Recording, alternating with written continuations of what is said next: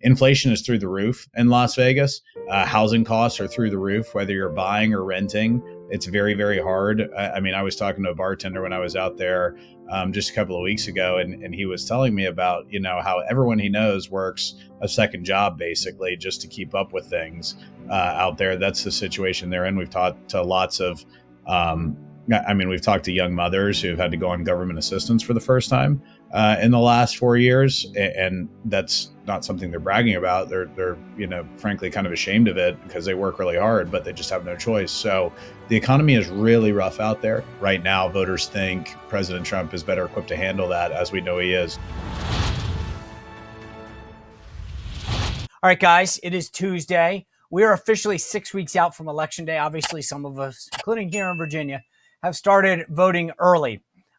James Blair, the political director of the Trump campaign, you remember him from a few weeks back. He's going to be with us in just a few minutes to go through every battleground state and more, their ground game, everything that they're doing to win. And I'm just going to say this up front. You are not going to hear this conversation anywhere else. It's not going to happen. No one's going to give this amount of time and ask the questions that I am. So if you care about this election, if you really want to know what's going on beyond the quick headlines that you get on some of these news sites, this interview, this conversation that I'm about to have is for you. Share it with your friends. Do me a favor, because all of these people who go around, oh, I read this NBC News poll, or I saw this thing in the New York Times. Wrong, wrong, wrong. It would be like me trying to tell you about like walking through a hospital and doing surgery. I don't know what I'm talking about. These people, they've never done anything. I don't even know that half of them have taken a poli-sci class. Seriously. This is who we're getting our news from. They're assigned a story and they read the headline. They don't know what's going on. They don't know how to understand a campaign. But the conversation we're about to happen with James Blair is not going to happen anywhere else. So if you really want to have a ton of information about what's really going on under the hood in this election, it's coming your way. So stay tuned. Before I get into that conversation with James, though, and I've got a couple other things I want to get to you with. I want to tell you about my good friend, Leo Grillo. You probably know him. He's the founder of Delta Rescue. These guys have been a huge supporter of us because it's a great cause. We joked last couple of weeks about dogs and cats and whatever being eaten. Leo Grillo is a guy that has taken this idea he had, rescuing one single dog and making it into a no-kill sanctuary for life, the largest one in the world. And if you go to Delta Rescue, you can look at a lot of these videos and see how Delta Rescue has evolved from when Leo first started to it's become now this no-kill sanctuary for life. Dogs, cats, horses, you name it, birds. Go there for the nutritional and veterinarian care that they need. A lot of them have been abused, neglected, abandoned. Leo takes care of everything. And as much of a great guy Leo is, he can't do it alone. He needs our help. So if you go to deltarescue.org, please consider a contribution, 50, 100, 1,000, it doesn't matter. It's all gets put to great use. But when you're on the site, you'll see a little tab up atop that says estate planning. Leo wants this mission to endure forever, and I want him to be successful in that. So please download the estate planning kit. Just look at it, if nothing else. Consider it, pray on it. See if you can help make Delta Rescue part of your enduring legacy as well. Thank you for your consideration. Go to deltarescue.org to check it out. All right. James Blair, as I said, is coming up, political director of the Trump campaign. Last time we did an interview with him, it went everywhere. Everybody loved this thing because we got into details. We asked him questions.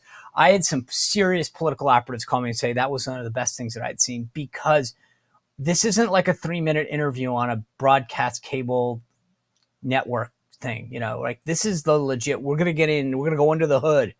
We're going to go in. We're going to get our fingers dirty. We're going to look at this race in a way that no one else does. So sit back and relax. But there's a video every once in a while that really makes me understand where we are in this country. And I saw one yesterday. I want to play it for you. It's the CNN reporter, and she goes to cover a boat parade, a Trump boat parade. But it's what she said to this guy that really made me understand where we are, the two sides. Take a look and you'll see what I mean. What's your most important issue? The economy, getting the interest rates down, getting it where we can afford to live in America. Right now, it's it's too expensive. Okay, now let me maybe ask like a slightly impolite question. But, you know, if you can afford a boat, you're not hurting so bad, right? Because a boat costs a lot of money and it's a lot of upkeep. Listen, nobody gave me shit. I earned everything that I've got. I'm retired military, retired power plant, and I am successful and retired and with boats, jet skis, because I did it right. And everybody has that chance. Whether they choose or not, that's up to them.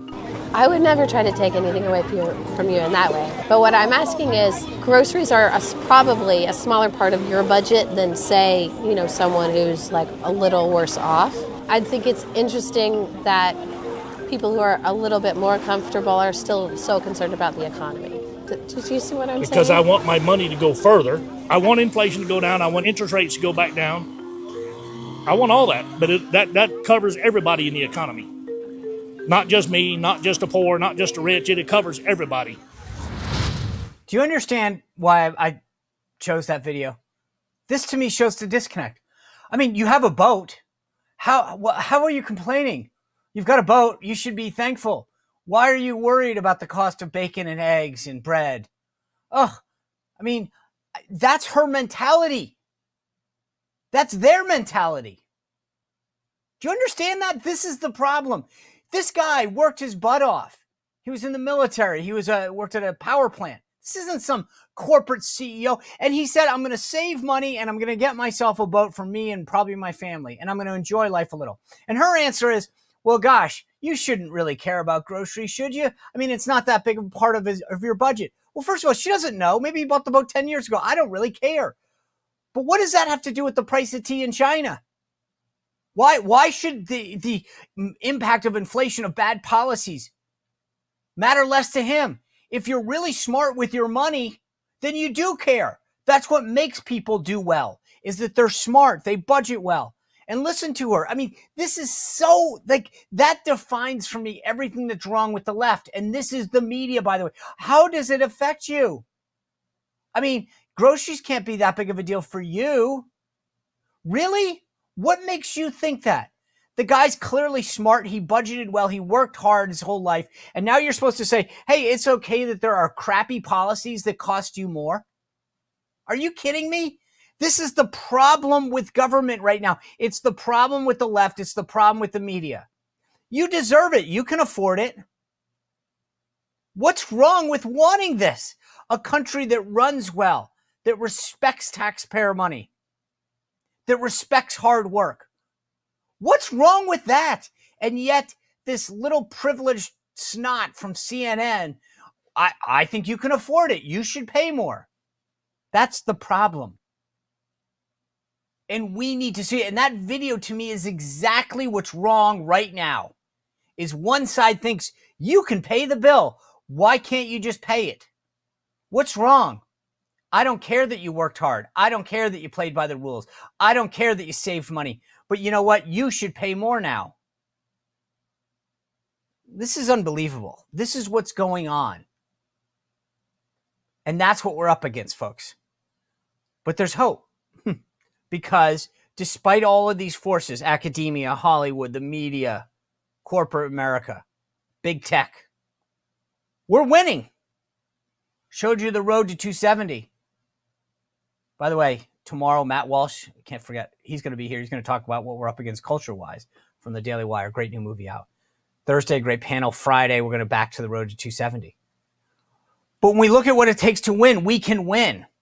And right now, I'm going to sit down and have a conversation with James Blair, the Trump political director for his campaign, to explain how we're going to get there and what they're doing on the ground. This is probably one of the most important conversations that we've had since we started the show. So sit back and listen to it. Understand what's happening. Before that, I want to tell you about one last great sponsor we have here on the show so that we can have the conversation with James interrupted. You know, I've talked to you before about issues that I've had falling asleep, getting to sleep. I get so wired. I get so excited about the next day's show. But what have I done? I have found this amazing product, Beam's Dream Powder. Oh my gosh. This stuff tastes great. I took the cinnamon cocoa flavor last night. I've been digging it most nights. I switched it up with the brownie flavor here and there, but the flavors are the kind that you want to drink all day long if you could.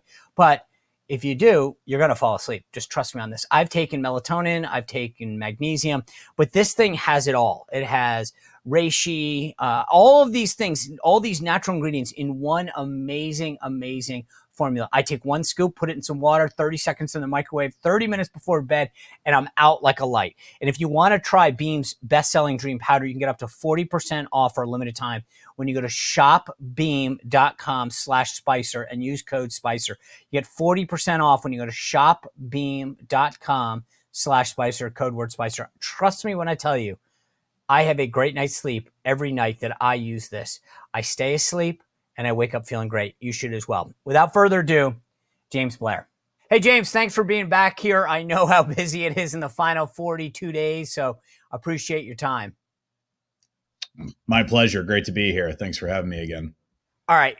You get asked this more than I do. Let's talk about the polls and where we are. What's the best? I mean, just give me your synopsis. Where is this race right now? This race is in a really good spot. Again, as we've seen all year, really, President Trump is well ahead of where he's ever been at this point in the race. Yesterday, a couple of polls came out from New York Times Siena. A-rated pollster had pretty strong leads across the sunbelt. Emerson came out yesterday as well. With all the battleground states, he was leading in most of them. But, I mean, in summary, on the national survey, on the national RCP average, he's ahead of where he was at the same time 4 years ago by almost 5 points. In Arizona, he's ahead of where he was by 5.5 points on the averages. In Georgia, ahead of where he was by more than a point. Michigan by 3.5 points. North Carolina by over a point. Pennsylvania by over 3.5 points. And in Wisconsin, over 5.5 points of where he was at the same time 4 years ago. So just, looking at the averages, take into account, polls that show him up, show him down, whatever. He is winning in most of the battleground states on the averages, and he is uniformly across the board polling ahead of where he was by, often 3 to 5 points. And obviously, how close all of those states turned out 4 years ago. So that's a great position to be in. I mean, these are the best, whether it's public polls or internal polls, it's the best President Trump has ever polled. So we feel pretty good, going into the end of September here. What do you make of, or what do you read when you see an NBC News poll that says she's up 4 nationally? What is that? Do you care about that? Do you make anything of it? Look, we always are interested. I mean, mostly because of how it's going to affect the news of the day. We joke that the mainstream media likes to wake up some days and just see how they can make our lives hard by dropping bunk polls. I mean, the fact is a lot of the public polling you see is low quality. There's a lot of reasons for that, whether it's, price and different things, and they just are trying to drive headlines ultimately and get coverage. So there's not a real quality control. And that's more in the weeds than probably the audience cares to get. But one of the big things that they do as well is they just skew the sample left. So you see some of these polls that come out. I mean, regularly they'll say the Biden recall vote. Let's say that was one they ask, who do you recall voting for, which is kind of a proxy for who's in the sample. And they'll have Biden plus 7 or 8 points. Well, Biden won nationally by 3 points. So, I mean, everything is skewing 4 points to the left.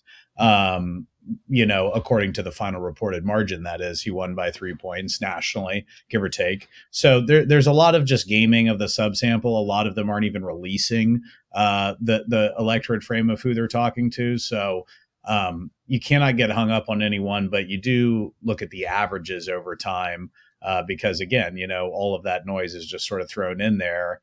And what the averages have always told us, both in 16 and 20, is that the final averages always underrepresent President Trump's support by anywhere from 0.5 point to 2.5 points usually.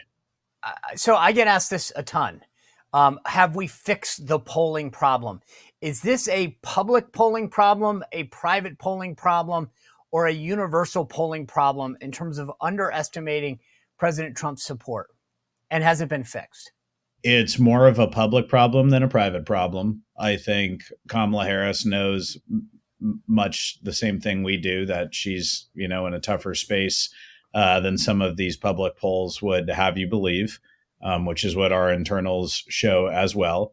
You can see that in her actions. Some of the states that she has chosen to go to, where she's spending her money, the issues she's talking about, right? She's thinking about going to the border on Friday. Why? Because she knows she's vulnerable on the border. She's trying to roll out new economic plans. Why? Because she knows she's getting killed on the economy with persuadable voters. So it is more of I think, a public polling issue underrepresenting his support. And privates might underrepresent his support a little bit too. But the sort of bad methodology, I mean, every pollster is a little bit different, but the persistently bad methodology, I think, is more of a public polling issue than a private polling issue. All right, you mentioned some of the states where they were. Let's just kind of run through them real quick. I think of the 7 battleground states, I feel the most bullish on Arizona. This is a state that I think naturally wants to be for President Trump, the rise of immigration as an issue, some of the action that's occurred there. Do you agree with that assessment? Is Arizona, if you had to rank them, Arizona the most likely to go with President Trump? I aggressively refuse to rank, but I will say Arizona looks like it could be in a very strong position and has been, throughout the course of the year. One of the things that the New York Times Siena poll showed yesterday was an 11-point, I think, swing with Hispanics just from a few weeks ago in Arizona. The fact is the president has made great gains with Hispanic voters, which is driving those numbers up in Arizona. And so that's Hispanics, not immigrants. That's interesting that you say that. I would have bet money without seeing any polling or the crosstabs that immigration, but is it just Hispanics overall or Hispanics because of immigration? It's all of the above. I mean, the immigration issue is hotter there than it is in some other states. But, the Democrat Party, fails to recognize that a lot of Hispanics in this country, the ones that are voting, are here legally, and they're not a big fan of watching the illegal immigration. I mean, they don't want that either. It's a bit of a, misnomer on the left's part to think that Hispanics just must want the borders open. It's not true. They tell us that. But there's other things driving it too. I mean, the electorate is just moving right generally in Arizona. That's also reflected in the voter registration data, which I know we're going to talk about in a little bit. Okay. But, there's all of those things are really moving strongly in President Trump's direction out there. All right. I kind of put Georgia in the same bucket. I know you're not going to rank them. I do. I feel really good about Georgia. I think the way the energy with Brian Kemp, the governor there, is fantastic. I feel like a lot of the issues are in the right place. I mean, is anything that you want to, so look, tell me if I'm wrong. I feel very good about Georgia.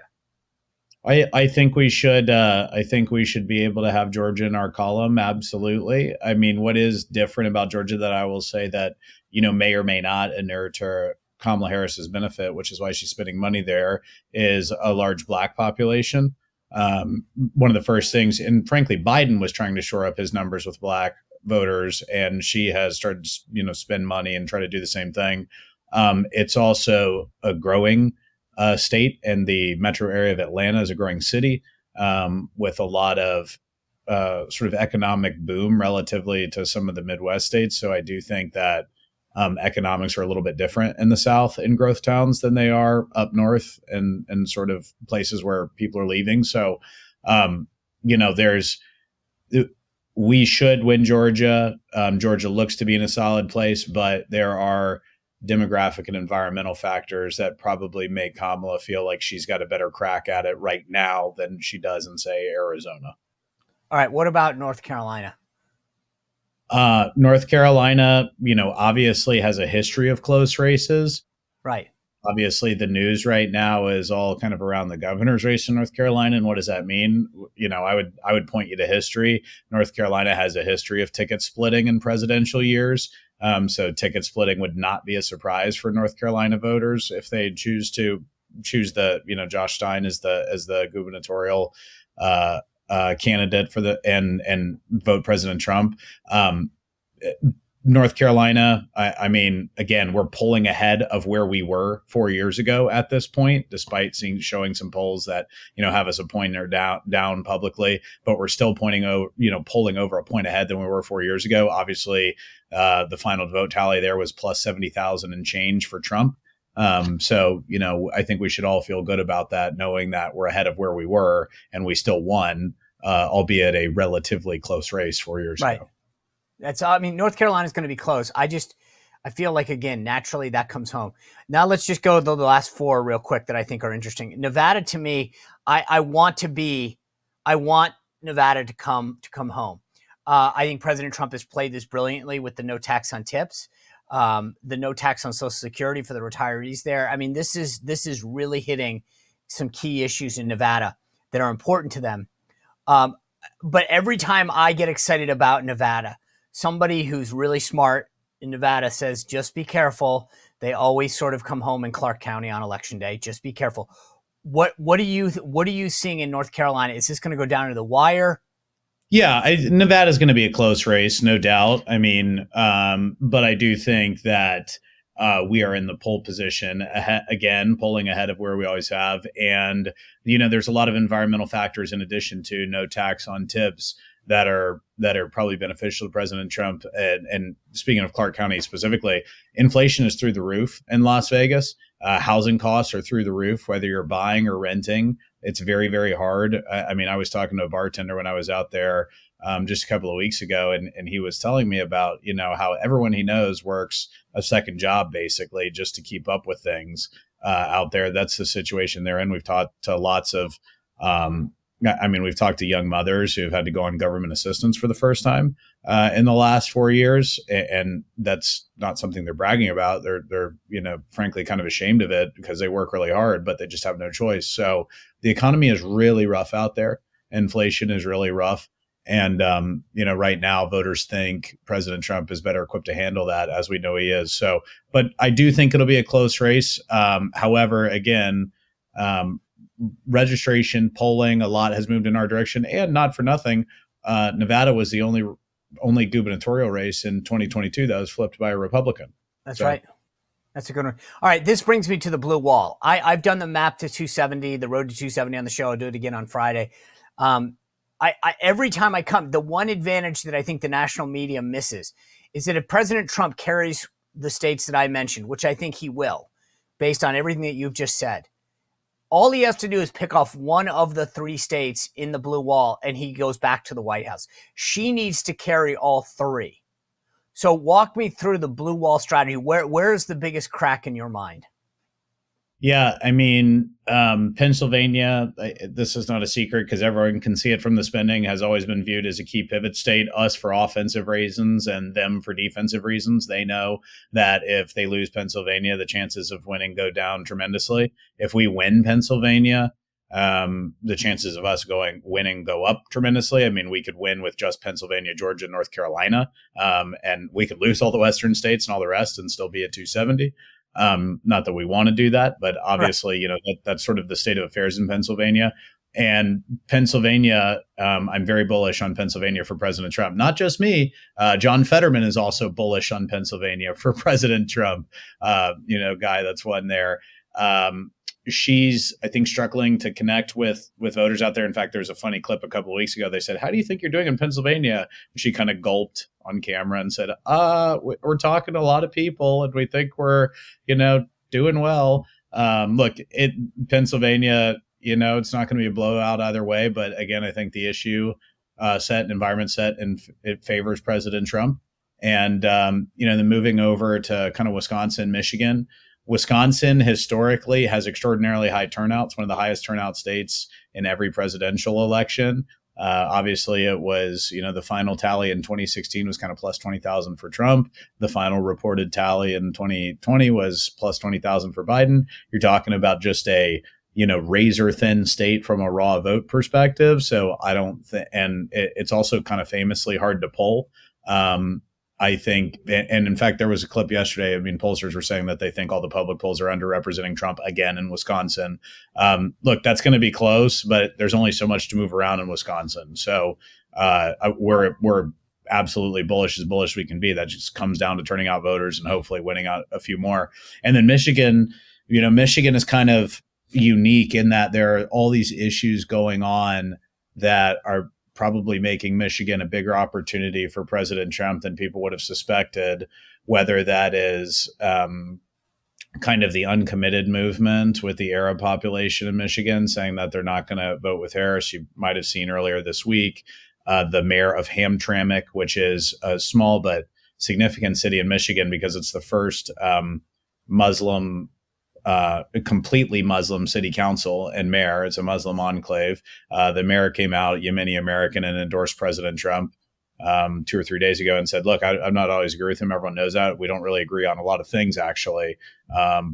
But Harris is wrong. And so when you see things like that, when you see, improving some numbers in Detroit with black voters, you see the issues with auto workers. You probably saw the Teamsters put out their poll, which is not auto. Obviously, that's United Auto, but still blue collar workers have swung kind of back in President Trump's direction, more similar to 2016 and maybe even stronger. So, if all those things come together and we have good turnout and all of that kind of stuff, then Michigan's very much in play as well. But I only put the caveat of Michigan because that was the biggest final reported vote swing between 16 and 20 of all of those states in terms of the move left. Yeah, it's interesting. I know that you hate to rank them, and even when I do this, I will hesitate because I agree with you. Pennsylvania's getting all the love. Everybody sees that. That's where the spending and the time is. But I'll tell you, Michigan to me is ripe for the picking because everything that you just said, the auto workers, the Arab population, black men outside of Detroit. And she's just struggling there. I think that's going to be huge. And then Wisconsin, like you said, gosh, this thing has been on a razor's edge for the last several cycles. I could easily see a situation where Trump sweeps all of them. But I will say Michigan to me is going to be the big one. All right, let me just pivot because I want to get into voter registration, absentee and early. We have started voting early in some states, including here in Virginia, but let's get to that. Walk me through. All right, let me just preface this for the audience. I believe that everything that we just talked about, those 7 states, are within 3 points, probably plus or minus for each person. On the best case scenario, if you talk to the biggest Harris supporter, that they would probably agree. That being said, this voter registration, early vote, get out the vote effort is the whole game in the last 40 days. Who gets this wins. So let me ask you, let's just start with voter registration. Where are we now vis-a-vis 2020 and what's happening, especially in those battleground states, with respect to voter registration? Again, and this is one of these things that, frankly, depending on how you polling may not entirely pick up the gains that voter registration produces. But of the 7 core battlegrounds, 4 actually register by party. So let's just go through those because it's easy to sort of verify those numbers publicly. In Arizona, by the end of July of this year, there was about 260,000 more registered Republicans than Democrats. That's almost 2x the advantage at the end of 2020. In 2020, there's about 140,000 more Republicans than Democrats. So we have almost doubled that. And frankly, we will have doubled that in all likelihood, if not more, by the time the election rolls around, because those are end of July numbers. They don't report but monthly. And obviously the final reported raw vote deficit for Trump in Arizona was a little over 10,000 votes 4 years ago. So you're talking about a registration advantage net growth of 13 times the final reported margin against President Trump 4 years ago. Moving over to Nevada, going for 2020, going into election day. So kind of the book close, we call it, which is the numbers on election day. There's about 87,000 ish more Democrats than Republicans in the state of Nevada at that time. That's been cut down to 19,000. And in fact, we're continuing to make gains there. That's the net cut to the deficit is more than 2x the final reported raw vote deficit for President Trump 4 years ago, which is about 33,000 and change. Also, I'll note about Nevada, they've been cleaning up their voter rolls. We've been registering a ton of voters, but they've also been cleaning their voter rolls because they sort of, succumbed to our pretty aggressive tactics, suing and doing different things out there. And they didn't require the step of litigation, but they just dumped 140,000 ineligible voters off their rolls like a week or two ago, of which over 100,000 of those are in Clark County. So going back to that previous question, and that is the second round of cleaning in the last month or so. So going back to that previous question, Nevada is interesting because it's become a universal vote by mail state, which is different than every other state. You have to opt out of getting a mail ballot rather than opting in. And I'll talk about the mail ballot numbers in a minute. But there's just many less ballots on the street, and all of these bad voters that don't exist, that are inactive or ineligible or dead, shouldn't be on there, that were on there 4 years ago. They're not on there anymore because we forced them to clean the rolls. So that means those ballots aren't being sent out that otherwise would be, and just out on the street. So that is a strong advantage, comparatively. Moving over to North Carolina, there's about 126,000 more registered Democrats and Republicans. A lot of people don't know that. They think North Carolina is a majority Republican state. It's not by registration, hasn't been in a long time, but that's down 300, and that's down from over 391,000 more Democrats than Republicans 4 years ago. So a net improvement of like 265,000 registrants compared to 4 years ago. And again, the final margin there was a little over 74,000 and change was the final reported vote tally. So, you're talking about a net improvement in the registration rolls of 3.5 times the president's margin 4 years ago. Lastly, Pennsylvania, this is a big one. Everyone, talks a lot about Pennsylvania. There's about 680,000, roughly round numbers, more registered Democrats than Republicans there going into election day 2020. That's been cut down to below 345 or 343. We've flipped a bunch of the major counties. Bucks County, Luzerne County have been flipped from majority Democrat to majority Republican by registration. Again, the final raw vote deficit reported there in 2020 was about 80,000 for President Trump. So we've cut the deficit in voter reg by more than 4 times that final raw vote deficit 4 years ago. These are things that can't necessarily be picked up by all the polls, depending on how much they're putting in new registrants and, people who haven't voted and everything 4 years ago. Those are huge environmentally beneficial things to us, kind of structurally, with the structure of the electorate. It comes down to turning out those voters, of course.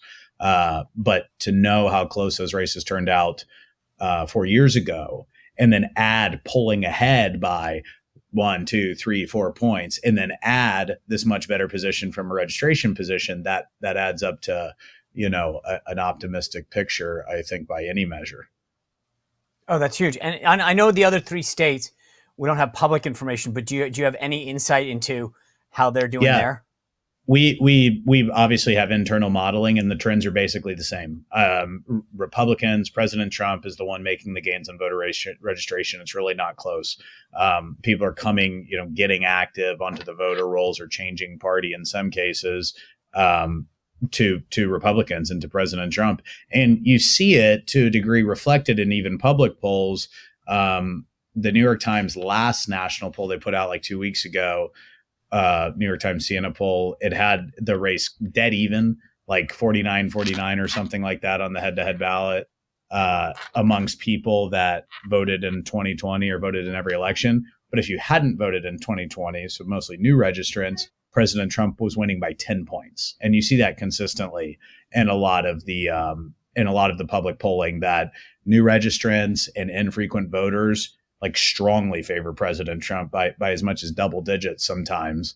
And so that's, you're seeing that's kind of a downstream reflection of the voter registration trends being people joining the rolls to vote for him. So we started voting here in Virginia. I had Ned Ryan on the show yesterday, and he was really making the pitch to get out and vote early, because he says it costs his group about $12 to contact a voter. And if they have to keep contacting them by the end of election day, it's going to cost them $100. So you're saving the movement, the campaign, and these outside groups a ton of money if you vote early. What are you guys seeing in terms of early voting so far in the states where they've started?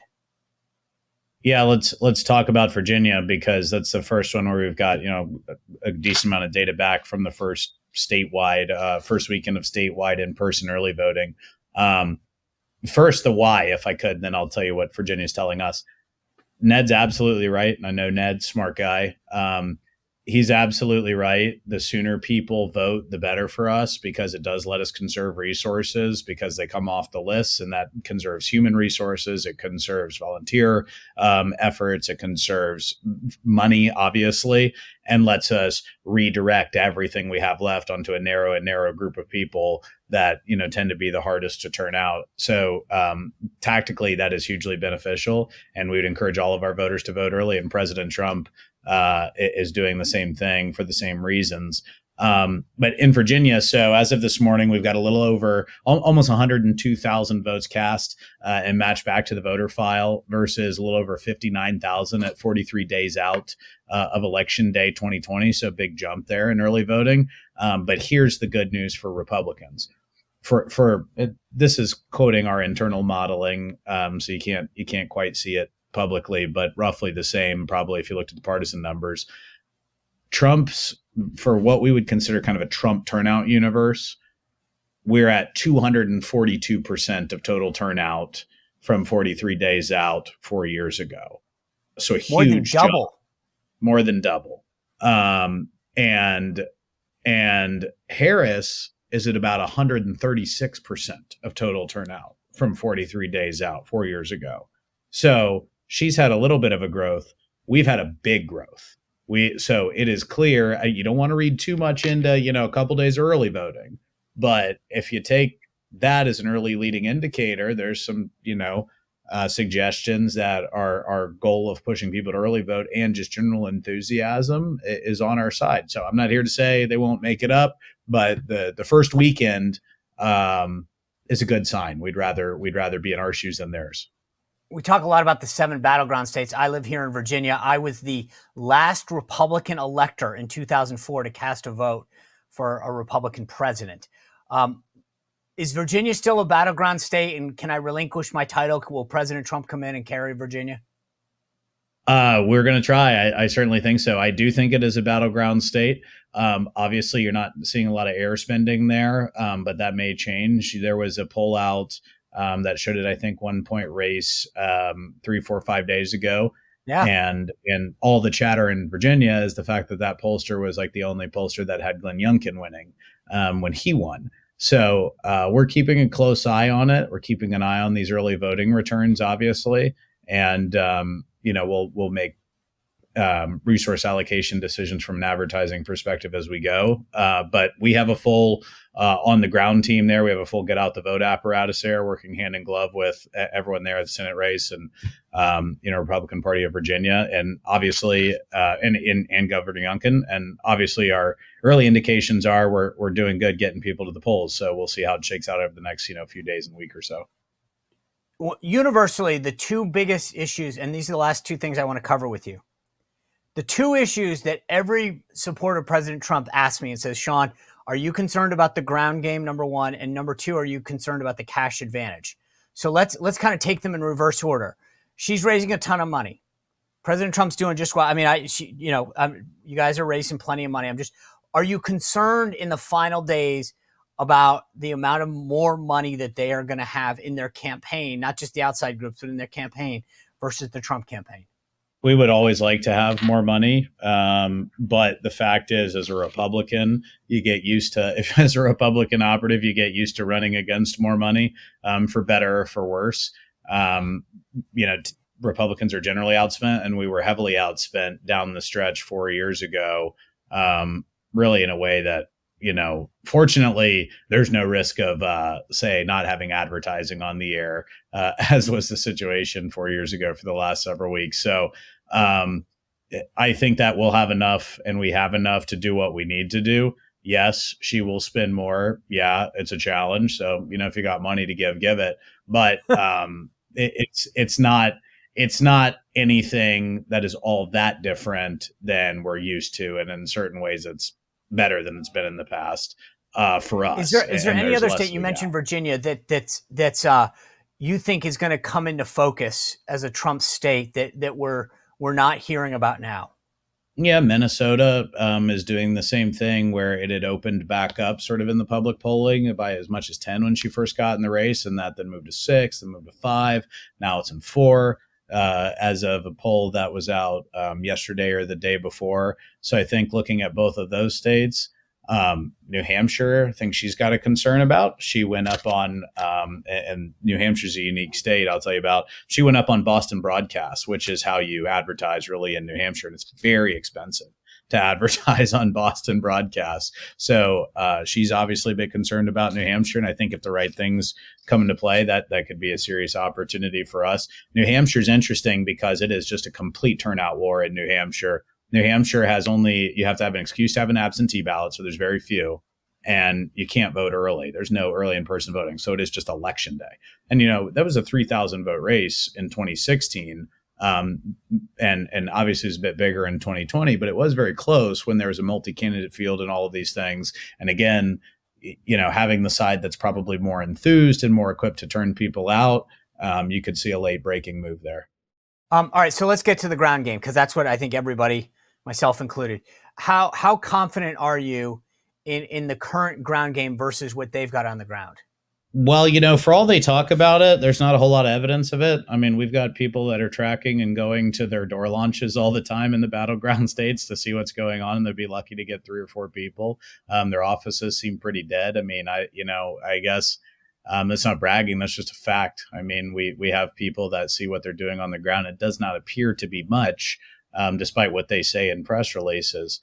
But I'm not really worried about what they can do. We control what we can control. We are moving people again. Hopefully you saw that first day of Virginia, and we'll see if that, continues all the way through with the other battleground states. Ourselves and our partners, if you will, are knocking more than 1 million doors a week across the battleground states.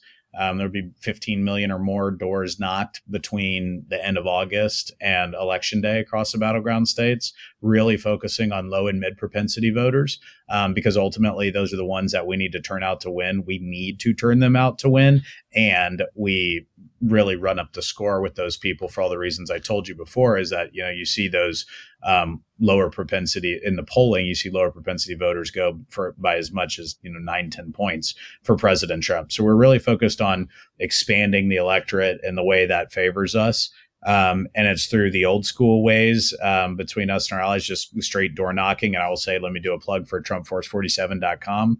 Go to TrumpForce47.com now to sign up. We are fully in mobilization, complete GOTV mode, just pounding the pavement and pounding the phones. And then obviously we've got our captains who have been organizing even smaller groups of turnout targets over time and pushing them to vote early that are just in their area. So now is when things are, all coming together, and we are just maximizing contact as much as humanly possible. And, so far, I think that's going pretty well. And I do want to say, I think Republicans should be more. I think Republicans sometimes give too much credit to the Democrats for their ground game, for reasons that are, mostly because of what they've read, and they might do a better job of spinning than we do. But if their ground game was so strong, they wouldn't be getting killed in voter registration in 7 states. That is not something you want. They're also way behind in mail 47. So if people want to, that's where if you want to help, that's where, regardless of whether you live in a battleground state or not, is that where you want people to go? Yes, if you sign up there, even if you're not in a battleground state, you'll get reached out to be put on the phone banks. If you can deploy into a battleground state to canvass doors and knock and everything as a volunteer for the last few weeks, we'll obviously take you and we'll arrange that. But we will get you immediately trained to get onto our remote phone banking program, which we have callers in all 50 states every day of the week. But go to TrumpForce47.com and we'll just pull you in from the non-battlegrounds and point you into the battleground states. Feels like a telethon. We've got callers standing by in every state. I just want last question. I just want to ask you though, do you feel like this unique situation that's been presented this year, where you can coordinate with these outside groups, Turning Point, USA Action, America Works Action, etc., do you feel confident in their role and what they're doing? I feel confident, and I feel more confident in some groups than others, shall we say. But, there's ways we can actually check on what they're doing. I do think that people misunderstand how much we can know about what's going on. So we've got a pretty good handle on who's doing what, down to what voters they're talking to and what the voters are telling them. And I'll probably leave it there just for legal reasons. But you feel good overall. Yes, I do. I'll put it to you this way. We will make more voter contacts in the 2024 election than we did in the 2020 election by the time election day rolls around. And we will have successfully canvassed more voters than we did 4 years ago. So that seems to be what we're measured against. But the fact is we'll outperform that when it's all said and done. All right, James Blair, 42 days out. I know you got a lot of work ahead of you. I appreciate you being so generous with your time. We'll check back in with you as we get closer. Thank you for being here. Thanks, Sean. Appreciate it. All right, guys, great conversation with James. Please continue to hit that notification button and subscribe. You never know when we're going to go live. We've done that a bunch.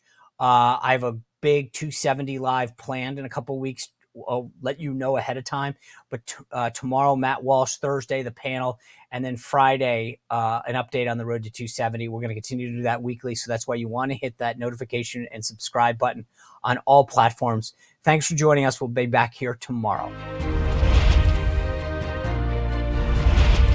Well, if you enjoyed this content, make sure to like this video, subscribe, and click the notification bell to get more.